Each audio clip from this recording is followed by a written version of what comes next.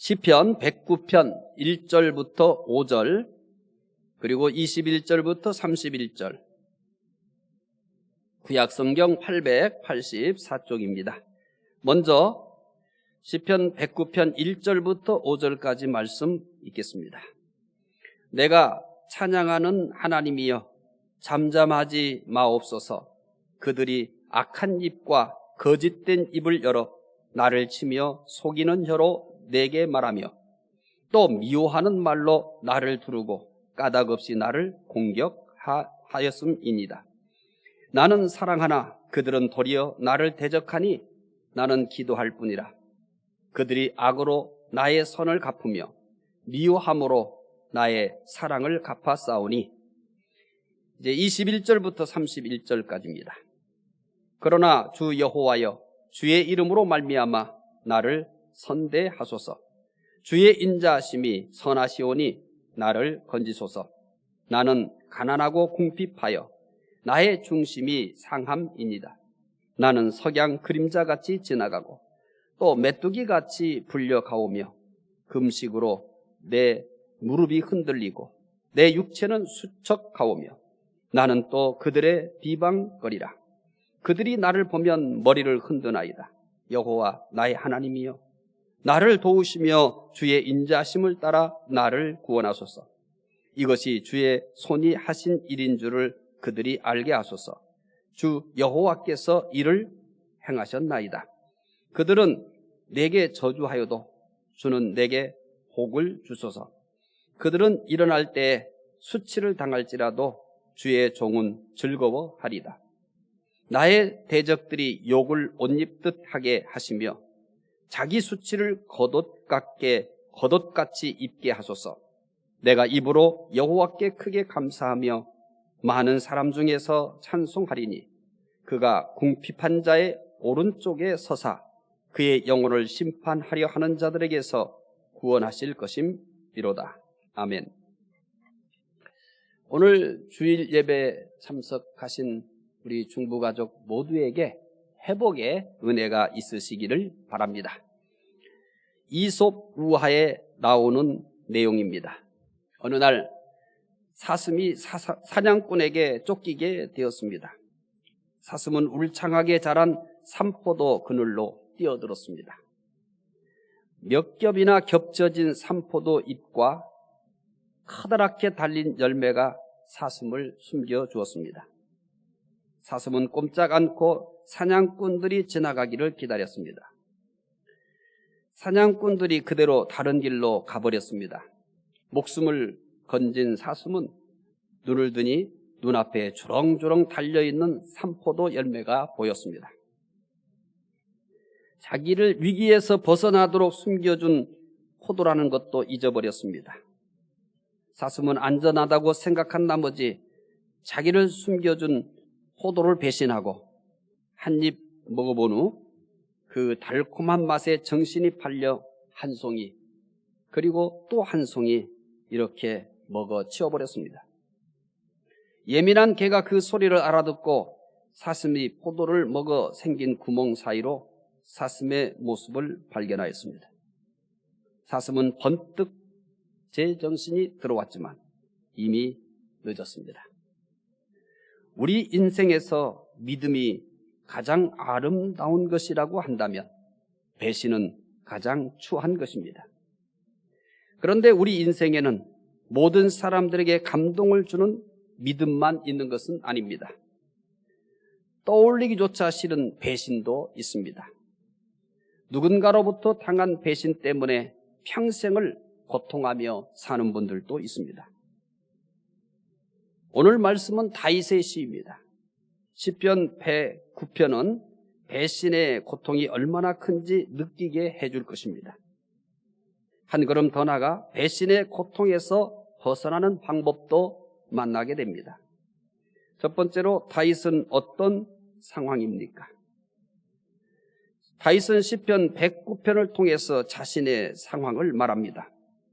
시편 말씀도 그렇거니와 성경을 이해하는 데 있어서 가장 첫 번째 해야 될 일이 그 성경의 배경입니다. 상황이라고도 말할 수 있습니다. 다윗의 상황을 알 수 있는 표현들입니다. 모아서 보여드리도록 하겠습니다. 시편 109편은 31절까지 깁니다. 그래서 전체 내용을 하나하나 소개하는 것은 어렵기 때문에 시편의 중요한 그 시의 가장 중요한 부분들을 요약해서 보여드리면서 핵심 말씀을 소개하는 쪽으로 진행해 갈 겁니다. 다윗의 상황을 알 수 있는 표현들, 첫 번째 2절입니다. 악한 입과 거짓된 입으로 다윗을 칩니다. 두 번째는 3절입니다. 미워하는 말로 다윗을 공격합니다. 세 번째는 3절, 까닭없이 다윗을 공격합니다. 네 번째 4절, 다윗은 사랑하는데 상대는 다윗을 대적합니다. 그 다음에 다섯 번째 5절입니다. 다윗의 선을 악으로 갚습니다. 그리고 여섯 번째 5절, 다윗의 사랑을 미움으로 갚습니다. 말씀의 전개를 잘 보면은 점점 다윗을 향한 고통을 주는 것이 강도가 세집니다. 이미 본 것처럼 악한 입과 거짓된 입으로 다윗을 공격한다. 미워하는 말로 다윗을 공격한다. 까닭없이 다윗을 공격한다. 점점 다윗을 향한 공격과 그 아픔을 가중시키고 있습니다. 급기야 가서는 다윗은 사랑하는데 상대는 다윗을 대적한다. 이렇게 얘기합니다. 그리고 또 이렇게까지 나갑니다. 다윗은 다윗의 선을 악으로 갚아버린다. 또 다윗의 사랑을 미움으로 갚는다. 이렇게 시편 109편은 주어진 상황, 다윗이 처한 상황을 점점점 더 강도 있게 표현하고 있습니다. 4절에서 다윗은 사랑하는데 상대는 대적한다고 하는 것으로 보아 다윗이 배신을 당한 것으로 보입니다. 5절에서 다윗의 선을 악으로 갚는 것과 다윗의 사랑을 미움으로 갚는다고 하는 것을 보아서도 다윗은 배신을 당한 것이 분명합니다. 다윗은 누군가에게 배신을 당했습니다. 오늘 시편 109편은 다윗이 배신을 당했을 때를 배경으로 하고 있습니다. 다윗이 누구에게 배신을 당했는지는 구체적으로 말하고 있지 않습니다. 배신으로 고통스러워하는 그런 내용만 표현하고 있습니다. 다윗은 그 누구보다도 배신의 고통을 많이 당했습니다. 장인인 사울 왕에게 배신을 당해 10여 년을 도망자의 생활을 했습니다. 참 대단하죠? 다윗은 나라를 위해서 목숨을 바치면서 충성을 했습니다. 나라를 위해서 충성한 것은 곧 장인을 위한 것이 되잖아요. 왜냐하면 장인인 사울이 당신은 왕이었기 때문에요. 그런데 사울왕은 사위인 이 다윗을 죽이려고 10여 년 동안 쫓아다녔습니다. 도망자로의 살 때 그것은 인생의 밑바닥이었습니다. 장인에게 살해 위협을 당하면서 도망다닌다. 그것이 인생의 밑바닥이 아니고야 무엇이라고 말할 수 있겠습니까? 산과 들과 굴에서 생활했습니다. 살기 위해서 정신장애자 흉내를 내기까지 하였습니다. 다윗의 젊은 시절이 그렇게 밝지는 않습니다. 젊은 시절에 이렇게 장인에게 쫓기면서 산과 들과 굴에서 생활해야 했고 정신장애자 흉내까지 내는 그런 젊은 시절이었습니다. 이제 장인 사울과의 갈등은 종지부를 찍었습니다마는 이것이 인생이 끝난 것은 아닙니다. 이제 가장 사랑하고 유능한 셋째 아들 압살롬에게 배신을 당합니다. 압살롬이 배신했을 때 왕궁을 버리고 벗은 발로 눈물을 흘리며 피난길을 가야 했습니다. 이게 도대체 뭔 운명입니까? 장인에게 10여 년 동안 도망자의 생활을 했는데 이제 가장 탁월하고 또 가장 사랑한 아들 압살롬이 반란을 일으켜서 아들에게 쫓겨서 벗은 발로 피난길을 가며 눈물을 흘려야 했던 것이 다윗의 인생입니다. 말년에 가서는 넷째 아들 아도니아도 배신을 합니다. 다윗이 가족들에게만 배신을 당한 것은 아닙니다. 다윗의 신복 아히도벨이 배신합니다. 우리는 아히도벨에 대해서 자세히 기억하지 못합니다. 하지만 아히도벨의 배신은 보통 배신이 아닙니다. 당시 아히도벨의 영향력이라고 하는 것은 아히도벨에게 물어서 아히도벨이 대답하는 것을 하나님이 말씀하는 것이라고 할 정도로 그렇게 절대적 영향력을 가지고 있었습니다. 전략가입니다. 보통 전략가가 아니라 그 당시에는 가장 탁월한 전략가입니다. 그가 있으면 전쟁을 반드시 이길 수 있을 만큼 그렇게 대단한 전략가입니다. 그런데 이 아히도벨이 배신을 한 겁니다. 또 다른 신복 요압도 결국 배신합니다. 요압은 이스라엘의 전체 군대 지휘관입니다. 그런데 말년에 역시 배신합니다. 심지어 다윗과 평생 함께했던 아비아달 제사장마저도 배반을 합니다. 그래요. 군인이 배신을 하고 전략가가 배신한다. 그래요. 그럴 수 있겠죠. 그런데 세상에 아비아달 제사장까지도 배신을 해버리고 맙니다. 다윗은 젊어서 죽을 때까지 배신당하는 인생을 살았습니다. 젊었을 때는 그렇다고 치는데, 그런데 다윗의 인생 속에서 배신하는 시간이 없는 때가 없었다고 할 만큼 마지막 숨을 거두기 직전까지 이렇게 끊임없이 자기 주변의 사람들이 배신을 했습니다. 배우 윤여정 씨가 영화 미나리로 한국 시간으로 2021년 4월 26일 오전에 아카데미 시상식에서 여우 조연상을 받았습니다. 한국 배우가 아카데미에서 상을 받은 건 처음입니다. 아시아 연기자로는 두 번째 아카데미 여우 조연상을 받았습니다. 한국 기자들과의 회견에서 윤여정 씨는 다음과 같이 말했습니다. 미나리를 같이 한 친구들이 받는다고 하는데 저는 안 믿었다. 인생을 오래 살아서 배반을 많이 당해서 그런 거 바라지도 않았다. 인생을 오래 살아서 배반을 많이 당해서 이런 말을 했습니다. 세상을 살면서 누구나 배신의 아픔을 경험합니다.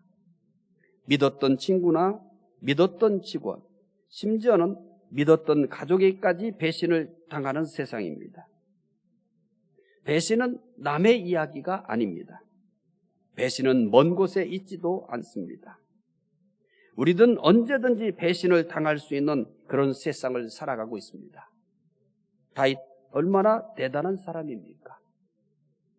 이런 사람도 평생 동안 배신의 인생을 살았다는 사실입니다. 두 번째는 다윗은 배신을 당하고 얼마나 고통스러웠습니까? 입니다. 시편 109편의 배경이 다윗이 배신을 당한 것을 배경으로 하고 있어요. 그렇다면 두 번째는 다윗은 배신을 당하고 얼마나 고통스러웠느냐라는 것입니다. 한 번 배신을 당해도 그 고통이 평생 갑니다. 다윗은 쉴 사이 없이 계속 배신을 당했습니다. 젊은 시절부터 시작해서 이제 연로하여 죽음을 앞둔 그 순간까지 끊임없이 배신을 당했습니다. 배신이라고 하는 것은 원수를 가리켜 배신했다고 말하지 않습니다. 말 그대로 가장 가까운 사람, 도대체 등을 돌릴 수 없는 사람이 등을 돌렸을 때를 배신이라고 얘기하는 거죠. 나와 거리가 멀리 있는 사람, 나와 평상시 별로 관심이 없는 사람이 배신을 했다고 하는 것은 그 단어를 거기에다 쓰지는 않아요. 나에게 등을 돌릴 수 없는 사람, 그렇게 가깝게 지낸 사람이 나에게 등을 돌릴 때를 가리켜 배신이라고 말하는 겁니다. 시편 109편에는 배신당한 다윗의 고통이 깊이 배어 있습니다.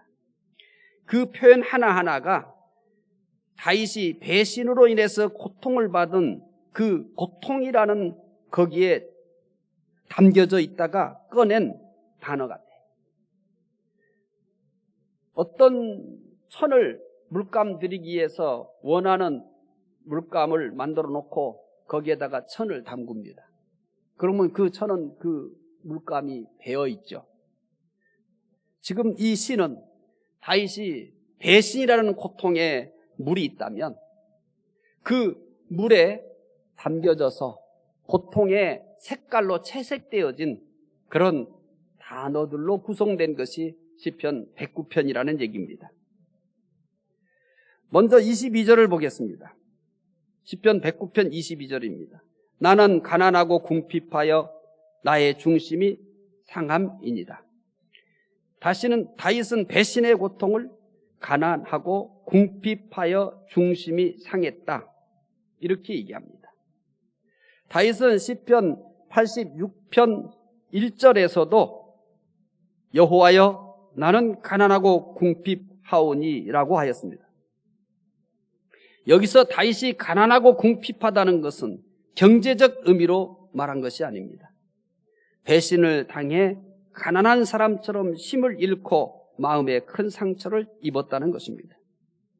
배신의 고통을 여호와여 나는 가난하고 궁핍하오니 이렇게 표현한 것입니다. 23절은 배신으로 고통스러워하는 다윗의 이 모습을 더 자세히 보여줍니다. 109편 23절입니다. 나는 석양 그림자같이 지나가고 또 메뚜기같이 불려가오며, 다윗은 배신 때문에 석양 그림자같이 지나간다고 합니다. 보통 그냥 그림자라고 해도 그 어감이 슬픕니다. 하참 내 인생은 그림자 같아, 이렇게 얘기해도 얼마든지 그냥 그림자라고 표현한 그 자체 속에 서글픔이 담겨 있어요. 그저 그런 인생이라는 거죠. 그런데 다윗은 이것보다 더한 표현을 썼어요. 어떤 그림자예요? 석양의 그림자 같다는 거예요. 해가 질 무렵에 생겨있는 그림자. 그냥 그림자라고 해도 충분히 그 삶이 얼마나 별 볼 일 없었나 이걸 알 수 있을 텐데, 그런데 여기 한술 더 떠서 석양의 그림자라는 거예요. 석양의 그림자가 얼마나 가겠습니까? 지금 해가 곧 떨어질 것처럼 그렇게 걸려 있는데 다윗이 지금 배신으로 인한 고통이 석양의 그림자 같다, 이렇게 얘기하는 겁니다. 그걸로 끝나지 않죠. 계속해서 23절 보면은 이렇게 표현합니다. 메뚜기같이 불려가오며 라고 말합니다. 메뚜기같이 불려간다는 것도 같은 의미입니다. 메뚜기 떼처럼 금방 사라진다는 거예요. 메뚜기 떼들이 어느 한 곳에 있다 한들 얼마나 있겠습니까? 얼마나 그 메뚜기 떼들이 한 곳에 정착할 수 있겠습니까? 앉았다가는 금방 앉자마자 금방 메뚜기 떼는 어디론가 떠나버리죠. 다윗이 지금 배신으로 인한 고통이 메뚜기같이 불려간다, 이렇게 표현합니다. 다윗의 배신의 고통은 마음만 상한 것이 아닙니다. 24절에 보면은 그의 고통을 또 이렇게 표현합니다. 시편 109편 24절입니다. 금식으로 내 무릎이 흔들리고 내 육체는 수척하오며. 다윗은 배신의 고통으로 몸까지 망가졌습니다. 배신으로 인한 고통을 한데 모아서 다시 보여드리겠습니다. 첫 번째 22절입니다. 나는 가난하고 궁핍하며 마음이 상함이니이다. 두 번째 23절. 나는 석양의 그림자같이 지나가고. 세 번째 23절. 나는 메뚜기같이 불려가오며. 네 번째 24절. 내 육체는 수척하오며. 다윗은 배신으로 인한 고통 때문에 마음과 몸이 망가졌습니다. 배신은 다윗의 삶 전체를 망가뜨렸습니다. 홍수 때 산 사태로 산이 무너지듯이 배신은 다윗의 삶 전체를 무너뜨렸습니다. 삶 전체가 무너졌기 때문에 어디서부터 수습해야 할지 알 수 없는 지경입니다. 그런데 이렇게 배신으로 인해서 다윗의 삶이 무너지는 것은 어느 특정 시점에 국한된 게 아니에요. 젊어서부터 죽을 때까지 좀 이제 평안한갑다, 이제 좀 살만하다 싶으면 언제든지 이런 배신은 반복이 됐습니다. 다윗 얼마나 훌륭합니까? 얼마나 경건합니까? 얼마나 하나님을 잘 섬겼습니까? 하나님도 그것을 인정했잖아요. 내 마음에 맞는다고. 그래서 다윗은 결국 예수 그리스도가 이 다윗의 후손으로 왔잖아요. 그래서 예수 그리스도께서 활동하실 때 어떤 사람들은 다윗의 자손이여라고 부릅니다. 예수님이라는 이름을 쓰지 아니하고 다윗의 자손이여라고 이렇게 불렀어요. 우리는 이렇게 볼 때 다윗처럼 탁월한 사람이 있을까? 다윗처럼 경건한 사람이 있을까? 다윗처럼 그렇게 하나님께 인정받은 사람이 있을까? 생각해 보면은 찾기가 어렵습니다. 그렇다면 이렇게 하나님이 인정하고 심지어 메시아마저도 이 다윗의 후손으로 올 정도였다면 다윗의 삶은 누구보다도 은혜로워야 되고 다윗의 삶은 누구보다도 평화로워야 하고, 그래서 믿음으로 사는 사람은 이렇게 평화롭다. 믿음으로 사는 사람들은 이렇게 이 땅이 이렇게 혼란스러워도 이 땅이 이렇게 복잡해도 그 사람은 마치 천국에 사는 것처럼 그렇게 행복하다. 이런 걸 보여줄 수 있어야 되지 않겠습니까? 그런데 굉장히 충격적인 겁니다. 왜냐하면 하나님이 그렇게 인정을 했거든요. 예수님이 다윗의 후손으로 오신다, 이게 전부가 아닙니다. 사실 이 남유다, 이스라엘의 역사가 유지될 수 있었던 가장 큰 힘이 된 것이 누구냐면 다윗입니다. 그 후손들 가운데는 하나님을 버리고 우상을 섬기는 그런 왕들도 있었습니다. 그의 행위로 봤을 때는 이 왕국 지워버려야 됩니다. 이 왕국 끝내야 되는 거예요. 그런데 성경은 어떻게까지 기록하냐면 다윗을 위하여 하나님이 참습니다. 다윗을 위하여. 이게 전부입니다. 이 사람을 봐서는 이 왕국 끝내야 되는 거예요. 그런데 다윗을 위하여 참으시는 하나님, 다윗을 위하여 그 후손이 계속해서 왕이 되게 하시는 하나님, 이런 하나님입니다. 그런데 다윗의 삶은 정작 어떠냐는 거예요. 이것이 경건한 사람의 삶이라고 자랑 삼아 내놓을 수 있을까요? 하나님을 섬기면 이렇게 사는 겁니다라고 우리는 편안하게 얘기할 수 있을까요? 절대 얘기 못합니다. 다윗의 존재감은 우리가 느끼는 것과 이스라엘 사람들이 느끼는 것과는 얼만큼 차이가 있냐면 하늘과 땅만큼 차이가 있습니다. 그렇게 다윗은 지금도 절대적 존재입니다. 이스라엘이 팔레스타인에서 쫓겨난 다음에 다시 팔레스타인으로 돌아가게 된 가장 중요한 이유가 뭐냐면 시오니즘입니다. 다윗 왕국으로의 회귀입니다.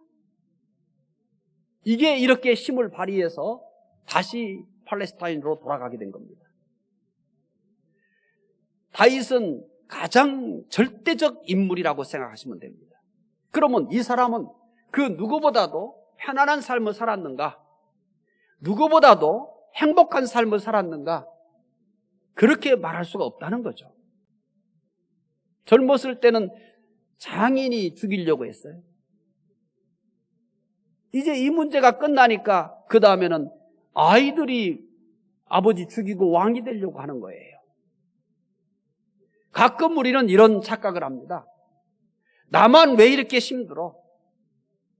나만, 내 운명만 왜 이렇게 뭐 같아? 이렇게 얘기합니다. 우리는 사실 다윗보다는 믿음이 좀 부족하지 않겠습니까? 많이 부족하죠.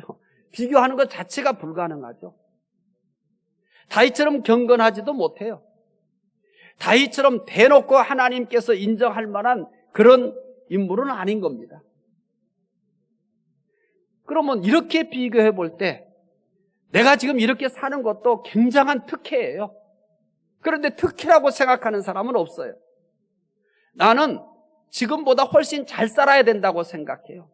하나님이 지금보다는 나를 더 평안하게 해주셔야 되고, 지금보다 훨씬 더 은혜를 많이 주셔야 되고, 지금보다 훨씬 많은 복을 주셔야 된다고 생각하는 거예요.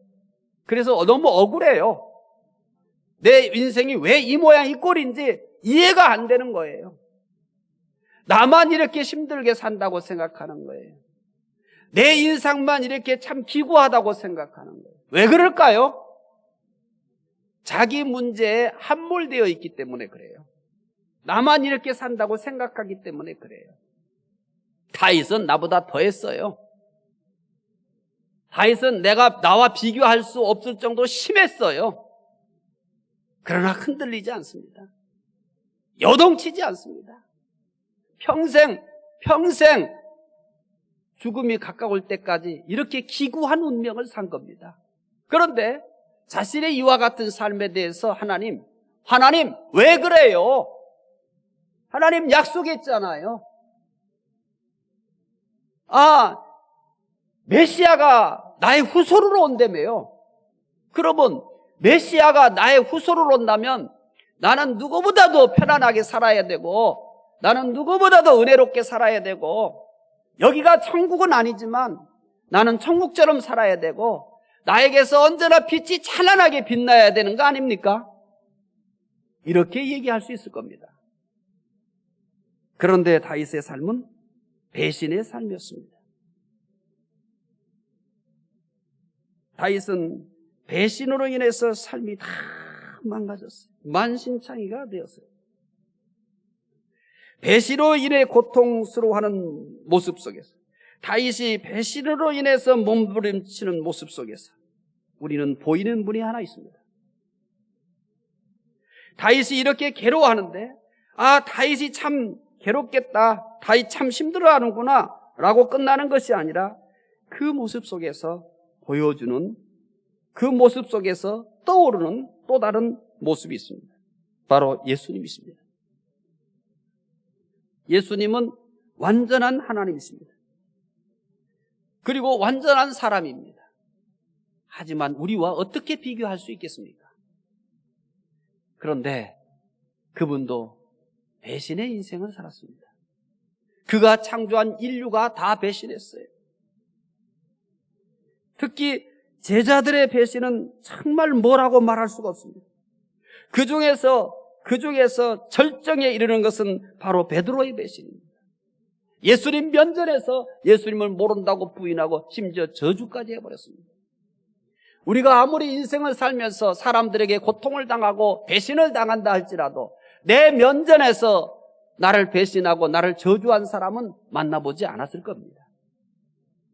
그런데 예수님은 그러셨거든요. 그에게 뭐가 잘못이 있다고? 우리가 예수님과 어떻게 비교되겠습니까? 내가 아무리 배신의 고통과 다양한 아픔이 있다 할지라도 너무합니다라고 말할 수 없는 것 중에 하나가 뭐냐면 예수님도 그러셨거든요. 그래서 예수님을 생각하면 아무것도 아닌 거예요. 그래서 예수님을 생각하면 때로는 이것도 내 지금의 삶도 과분한 거예요. 그런데 나는 이렇게 살면 안 되는 거예요. 나는 이런 대접을 받으면 안 되는 거예요. 나는 이런 일이 생기면 안 되는 거예요. 무슨 용기인 겁니까? 왜 나는 지금보다 더 나아야 되고, 내가 겪는 일들이 왜 그렇게도 억울한 게 많은 겁니까? 왜 그렇게도 내 인생에서 만나는 일들에 대해서 분노하시는 겁니까? 뭔가 여러분들은 내가 갖고 있는, 내가 만나는 일들에 대해서 정말 억울하고 불하다고 할 만한 어떤 정의가 있나요? 그럴 만한 어떤 의의가 있나요? 다윗도 그렇게 살았고, 하나님이시면서 우리와 똑같은 인간이 된 예수도 그런 배신의 인생을 살았습니다. 그러나 다윗도 그렇게 분노하지 않았고, 예수님도 자기 면전에서 베드로가 부인하고 저주까지 했지만 이런 현실에 대해서 분노하지 않았습니다. 그렇게 억울해하지 않았습니다.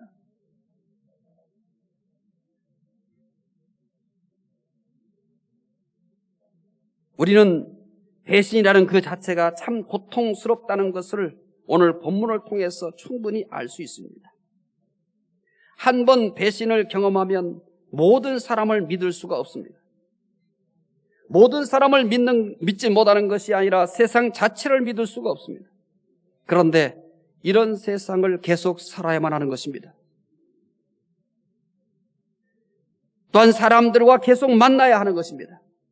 그래서 우리는 이런 고통에 대해서 숨이 멎는 것 같을 것입니다. 그러나 살아야 합니다. 우리는 계속 살 수밖에 없습니다. 이것이 인생이고 이것이 세상인 것을 어떻게 해야 되겠습니까? 세 번째, 다윗은 배신의 고통 속에서 무엇을 합니까? 첫 번째는 시편 109편의 배경을 얘기했어요. 그 배경은 다윗이 당한 배신을 얘기하고 있어요. 그 다음에 두 번째로 얘기한 것은 이 배신에서 다윗이 어떤 고통을 느끼고 있는가에 대해서 얘기했어요. 그런데 사실 이 본문의 배경과 이 본문의 배경이 다윗이 배신을 당했다 이 얘기거든요. 그런데 배신만 당한 것이 아니라 이 배신으로 이런 고통을 당하고 있다. 진짜 이야기는 이것을 하기 위한 거죠.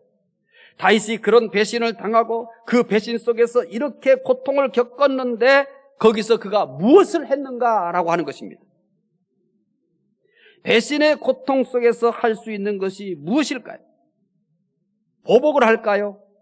그냥 마음 깊이 묻어두고 살까요? 이제 109편 4절입니다. 이 4절의 말씀은 시편 109편의 보석과 같은 거예요. 반지에 있어서 보석이 막힌 반지의 그 보석과 같은 거예요. 다른 말씀을 다 잊어버려도 괜찮아요. 배경을 잊어버려도 괜찮고 그 다윗이 배신으로 어떤 고통을 당했는지 잊어버려도 괜찮아요. 그러나 109편 4절은 기억해 주시기를 바랍니다. 자, 다윗이 배신을 당하고 그 배신의 고통 속에서 뭘 합니까? 시편 109편 4절에 이렇게 고백합니다. 나는 사랑하나 그들은 도리어 나를 대적하니 나는 기도할 뿐이라. 그래서 오늘 본문의 말씀 제목이 뭐예요? 나는 기도할 뿐이라. 다윗은 나는 사랑하나 그들은 도리어 나를 대적하니 나는 기도할 뿐이라고 합니다. 다윗은 배신의 고통 속에서 기도할 뿐입니다. 다윗은 배신한 사람들에게 보복을 하려고 하지 않았습니다. 마음 깊이 그걸 묻어놓고 또 자기 자신을 괴롭히고 또 자기 자신을 아프게 하고 그 속에 빠져서 벗어나오지 못하게 만들지 않았습니다. 다윗은 이렇게 얘기합니다. 기도할 뿐이다. 저는 예수 믿으면서 가장 행복한 것 중에 하나를 뭐냐면 내가 기도할 수 있다는 겁니다. 내가 기도할 수 있다는 것이 얼마나 행복한지 아시죠? 저는 아시리라고 생각합니다. 예수를 묻지 않는 사람은 인생을 살면서 아주 힘들 때 할 수 있는 게 없어요. 있긴 있어요. 아시죠? 그래요. 실컷 마시는 겁니다. 정신을 못 차리도록 마시는 겁니다. 고통을 잊기 위해서 마시는 거예요. 내 정신이 쏙 빠져나가 버리도록 마시는 겁니다. 내 몸을 가누지 못하도록 마시는 겁니다. 그거 외엔 또 뭐가 있겠어요? 그런다 한들 그것이 궁극적으로 해결될 수 있는 방법입니까? 만약에 내가 예수를 믿지 않았더라면 아마 저도 그 방법밖에는 몰랐을 것입니다. 그래서 괴로워서 술을 마신다. 저는 100% 이해합니다. 할 게 없잖아요. 술이라도 마셔서 살아야지. 그렇지 않겠어요? 술이라도 마셔서 살아야 될 거 아닙니까? 이 고통 속에서 어떻게 살아요?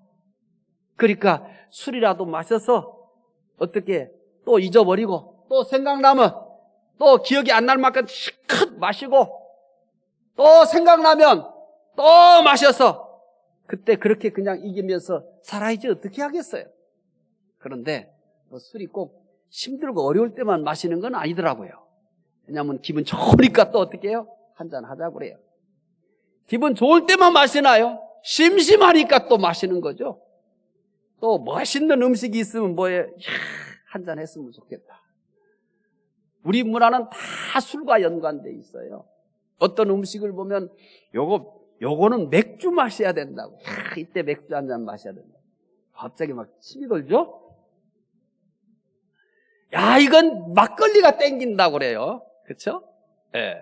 이거는 소주를 마셔야 된다고.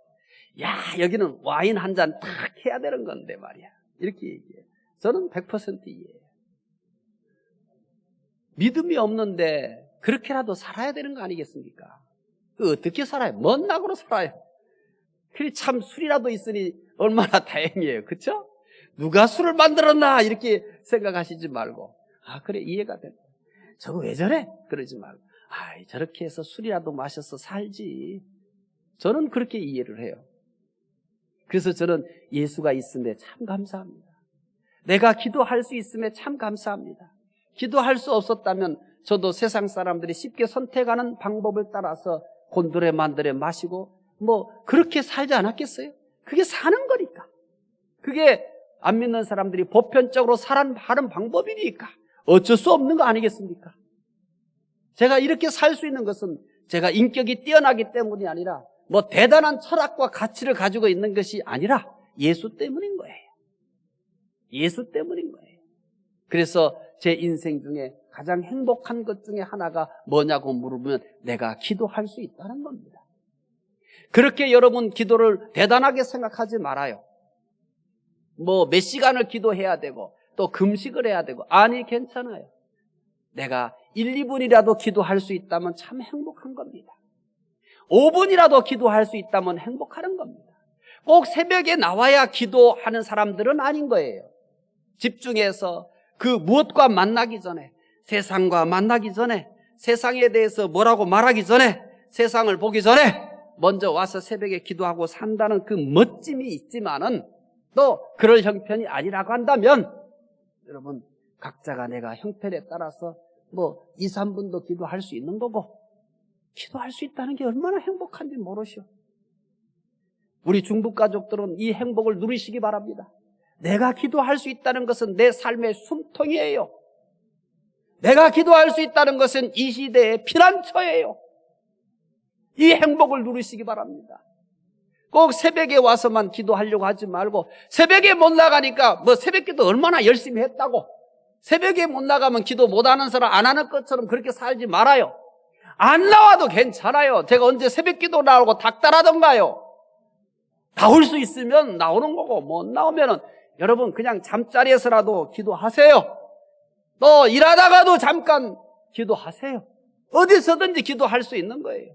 기도할 수 있다는 것은 내 인생의 숨통인 거예요. 내 인생의 정말 좋은 피난처인 거예요. 저는 목사가 아니었어도 기도할 수 있다는 것이 정말 제게 큰 행복이었을 거예요. 제가 기도를 많이 하는 사람도 아니고 또 뭐 날마다 금식하는 사람도 아니고 내 형편에 따라 기도해요. 언제든지 하고 싶을 때 해요. 그래서 행복해요. 다윗이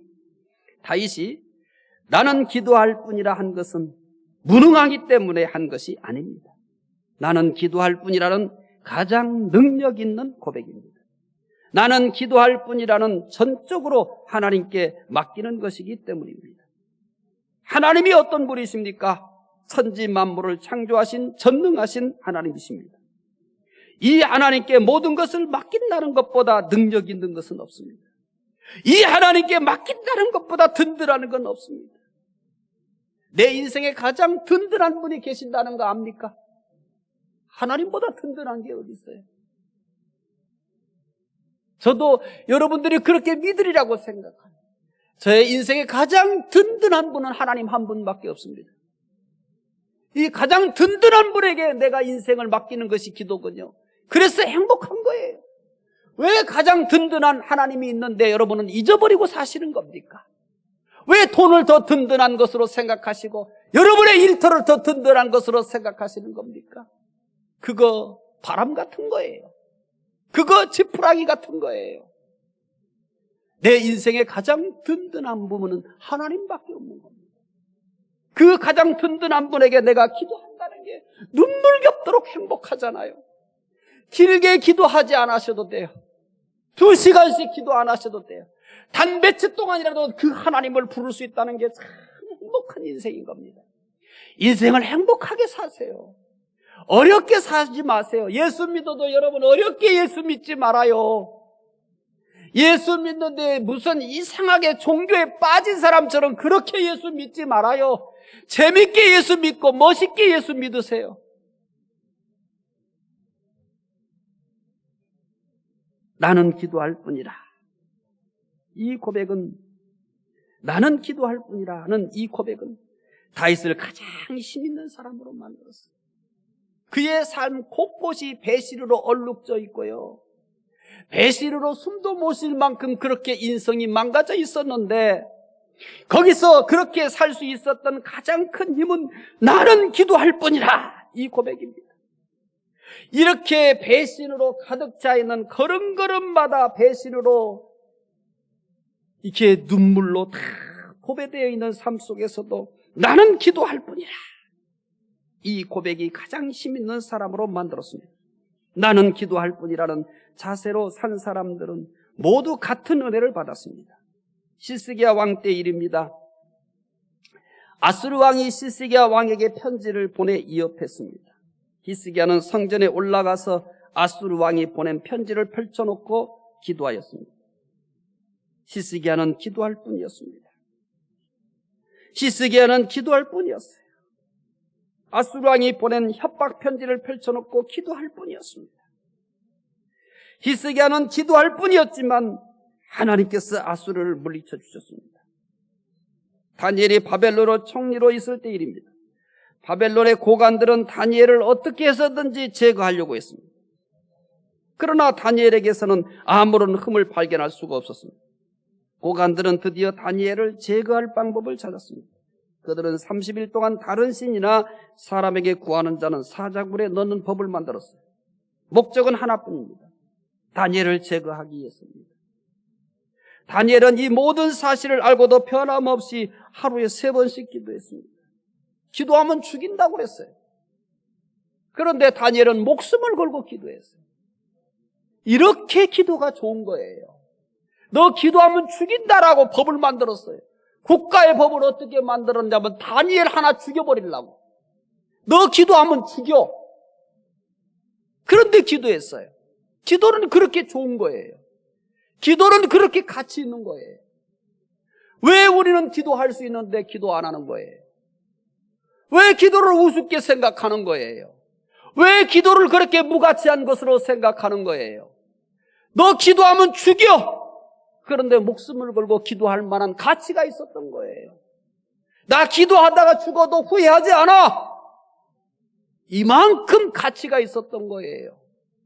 중부가족 여러분, 여러분에게 기도는 얼마나 가치가 있나요? 기도하면 죽인다고 해도 기도할 수 있나요? 네, 저는 기꺼이 선택할 거예요. 기도하다가 죽으면 얼마나 좋아요. 기도하다가 누가 나의 목 치면 얼마나 좋아요. 얼마나 행복해요. 죽는 것은 시간차밖에 없는 거잖아요. 뭐 그렇게 두려워하는 거예요. 조금 더 사는 거예요.